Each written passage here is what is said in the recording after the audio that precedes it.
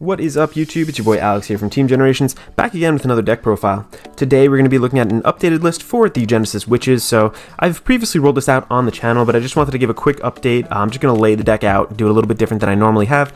If you are new to the channel or new to this deck in general, I do have that original video in the link below. I will link that in the description. Go check that out. It goes a little bit more in depth, but this is just kind of like an update kind of video just to show you what I've done with the deck since then. I know a lot of people definitely were a fan of this deck, got a lot of positive feedback on it. I personally love Witches, and if you're just starting off in Vanguard, you know, you got into the D series, not really into any previous stuff, like this is a really easy cost point to kind of enter the game for V format. And I think that this deck, I mean, it can stand up to a lot of different things in the meta, and especially with some of the new cards that it did get, it is decently competitive for the price point. It probably is the best value you're gonna get in terms of like a local or just like, you know, starter deck kind of thing to play. And really, I mean, it can stand against some meta decks. Like I've pulled off really crazy wins with this. So let's start right away now. So let's get into it. I am still running 4 of the main grade 3 unit. This is White Rainbow Witch Pyrithra. Her skill essentially is all about just powering up your field, soul blasting 13 in order to give every witch like an additional 10k and gives herself an extra crit, which is really nice.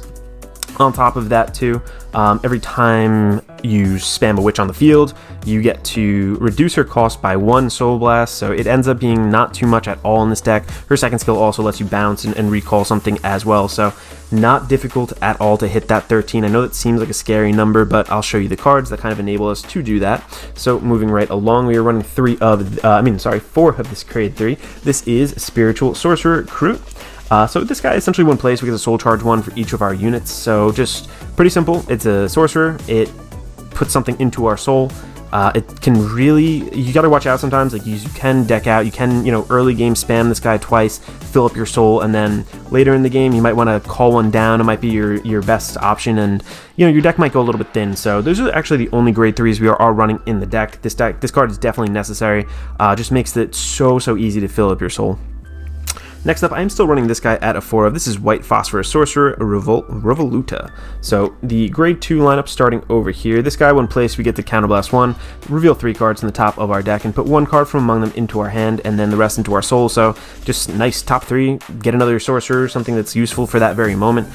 Still running that at a 4 of. Not too much else to say there.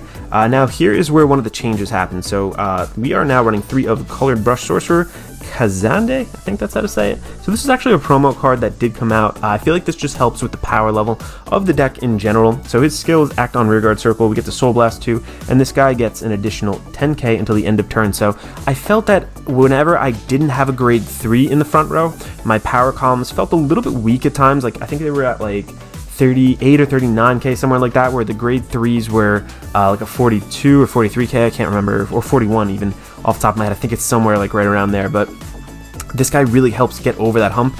And towards the later game, like Soul Blasting 2 is not that bad. This guy can obviously spam so much to your soul. You're able to get so many different things called down to reduce her cost as well, so I really don't think this is a bad card at all. And yeah, I'm really glad they gave us this, and it has that sorcerer name in it, so it counts towards your grade 3 Vanguard skill.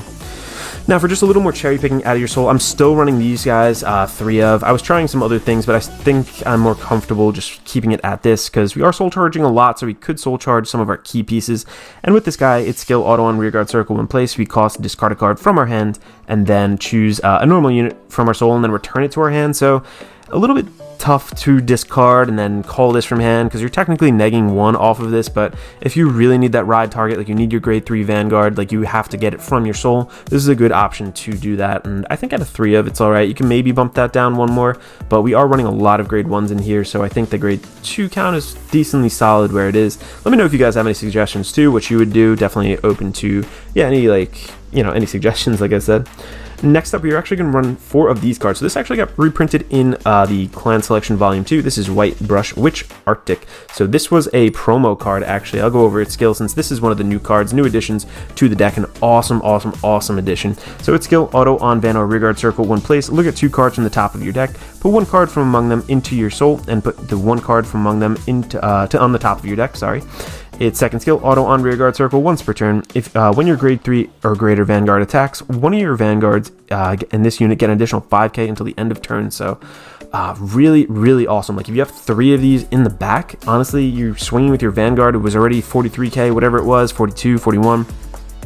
boom, you just made this an additional 15k on top of that, making it very hard, like a PG or GG kind of situation. And don't forget too, your Vanguard gives yourself the additional critical. So this is an excellent card. This is super cheap. I'm glad that they put it in clan selection and gave it that nice little hollow foil. I really like the foiling they did in that, and I love the artwork on this. So yeah, definitely a great card. I'll start going into the next row then. So for our next grade one, I feel like all the grade ones are actually like really good in this deck. Just all very cohesive towards the strategy. This is Spring Soar Switch, Fixis, I don't know how exactly you want to pronounce it, but it's skill auto on Vanguard Rearguard Circle. Basically, when your Vanguards are the same grade, you Soul Blast one, you can Soul Blast one, or you can Counter Blast one, look at cards, put one of them into our hand, and then rest them to the bottom of our deck in any order. So just searching a little bit deeper, looking for your grade 3 target, because we don't run the grade 3 Searcher in here, or you can look at any witch target, really, witch or sorcerer. Like this just searches the entire deck, which is awesome. And it's not too heavy to pay that Soul Blast. Obviously, we're soul charging a whole lot in this deck.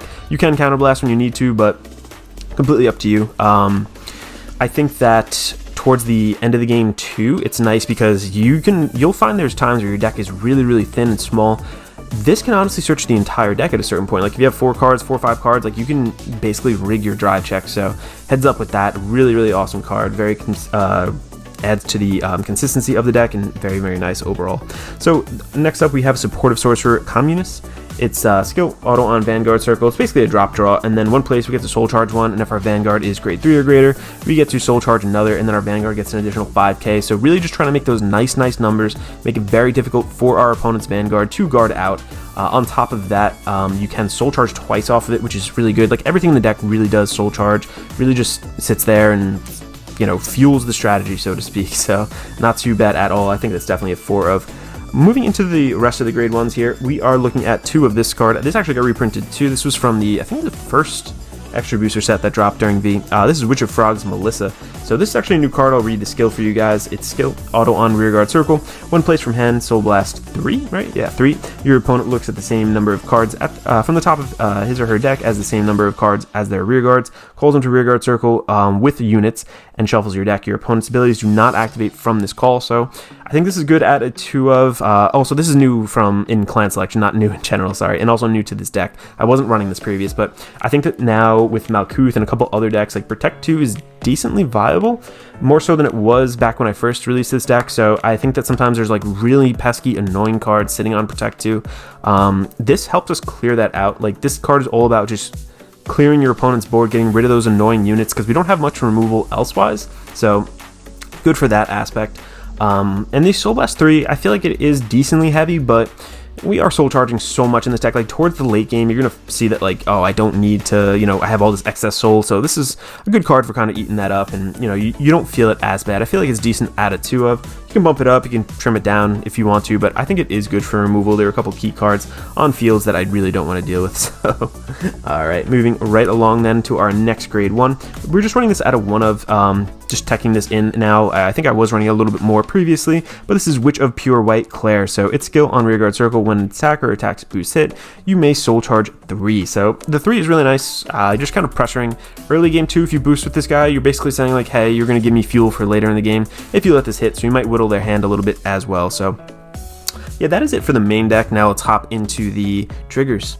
Alright, so previously I actually was running the regular draws in here, the one that actually had a sorcerer in its name, but I think that the draw PGs are cheap enough now just to kind of keep it in the game, and to be a little bit more competitively viable, I think that we definitely need PGs. Like you can get the commons. I think the reprints, the triple rares out of Clan Selection Volume 2 are really cheap now, so definitely check those out. I feel like draw PGs are just essential. A little bit later in the game they kind of suck though, because you could potentially draw yourself out and just deck yourself out from that, but overall, I think they're just too necessary to not include them. I'm actually proxying 4 of the the critical triggers. Just didn't rip them out of my other deck for this. I'm running 8 crit and then 4 heal. The heal, just a heads up to use this one. It has the witch name. You don't really want to call this down, but if you really need it for that 1 extra just to fuel the cost of your grade 3 Vanguard, so be it if you feel like you can push for game. And also obviously a starter, whatever starter you would like. Doesn't really matter too much in this deck, but overall I find like it's just very vanilla overall, just for draw PGs, 8 crit, 4 heal. Nothing too crazy, nothing too fancy. Don't want to veer too much from the regular strategy. So I'll just hop into a quick test and I'll show you how the deck kind of plays out and just different options you can do with it.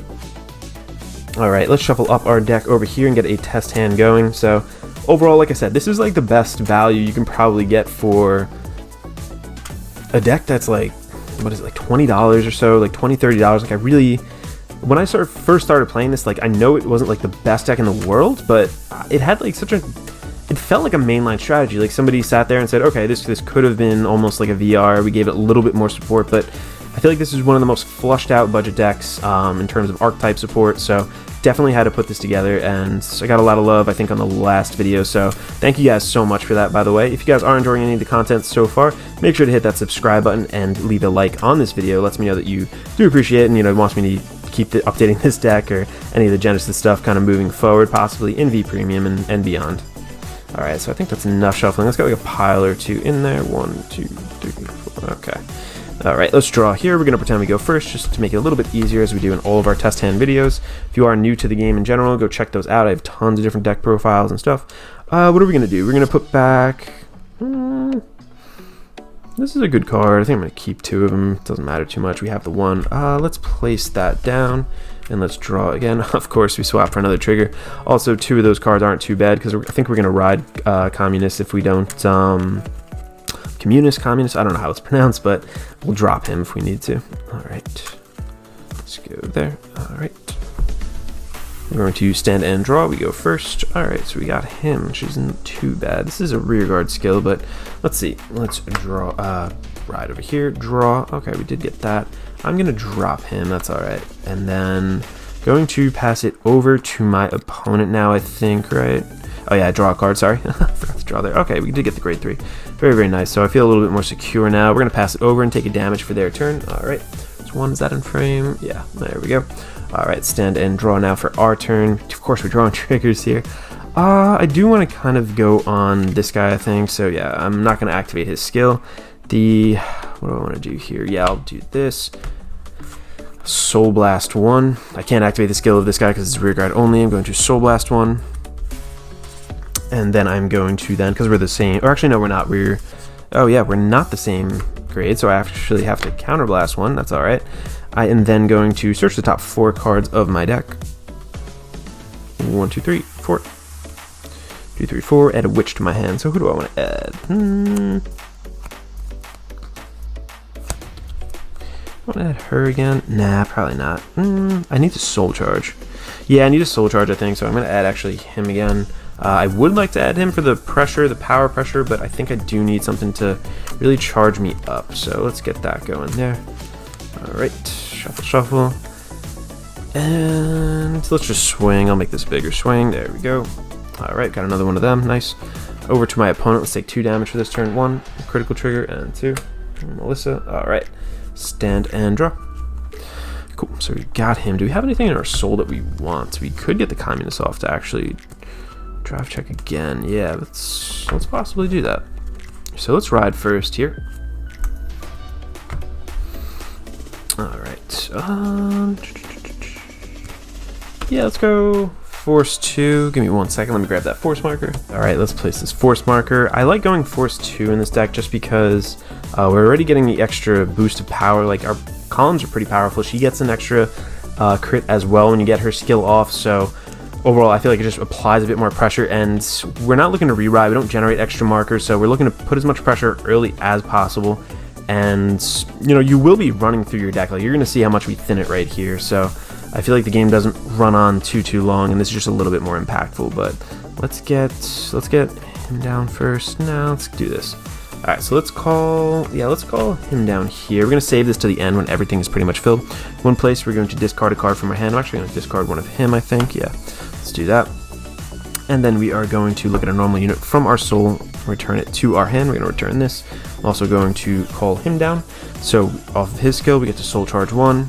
Our Vanguard gets an additional 5k, soul charge 2. 2 crits, of course we do that. Alright, going to do the same thing here. Going to give an additional 5k. 1, 2, so 10k, 23 right now. It's going to make itself 33 plus the 18. Alright, so we got 2 off of that. Let's see, yeah, and I guess we're going to then call him down. And then we're going to, how many? We have 1, 2, 3, for all of our units. Yes, that's 6.